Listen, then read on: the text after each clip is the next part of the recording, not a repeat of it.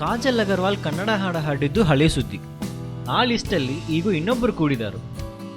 ಯಾರಂತೇಳಿ ನಿಮಗೆ ಗೊತ್ತಾ? ನಾವು ಹೇಳ್ತೀವಿ, ಕೇಳ್ಕೊಳ್ಳಿ.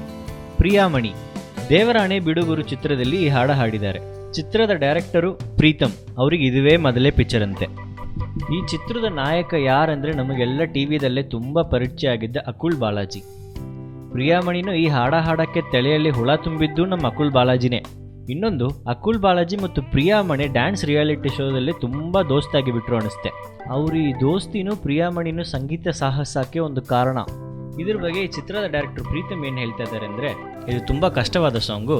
ಪ್ರಿಯಾಮಣಿ 3 ಥರ ವಾಯ್ಸಲ್ಲಿ ಹಾಡಬೇಕು.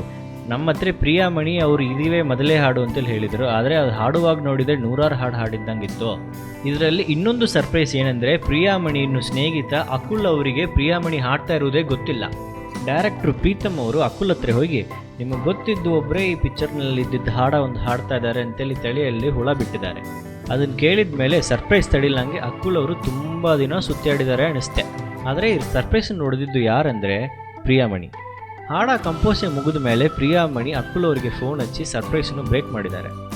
ಪ್ರಿಯಾಮಣಿನ ಹಾಡಕ್ಕೆ ಮ್ಯೂಸಿಕ್ ಕಂಪೋಸ್ ಮಾಡಿದ್ದು ರಾಜೇಶ್ ರಾಮನಾಥನ್. ಇನ್ನೂ ಈ ಚಿತ್ರಗಾಗಿ ಉಪೇಂದ್ರ, ಪುನೀತ್ ರಾಜ್ಕುಮಾರ್, ಸುದೀಪ್, ಪ್ರೇಮ್, ಮಧು ಮೇಘ್ನಾ ಸುಂದರ್ರಾಜು ಹಾಡಿದ್ದಾರೆ ಅನ್ನೋದು ಇನ್ನೊಂದು ಸ್ಪೆಷಲ್. ಈ ಥರ ಸಖತ್ ನ್ಯೂಸನ್ನು ಗೊತ್ತು ಮಾಡ್ಕೊಳ್ಳಿ. ಸ್ಯಾಂಡಲ್ವುಡ್ ಸೆಂಟ್ರಲ್ ಸಬ್ಸ್ಕ್ರೈಬ್ ಮಾಡಿ. Thank you.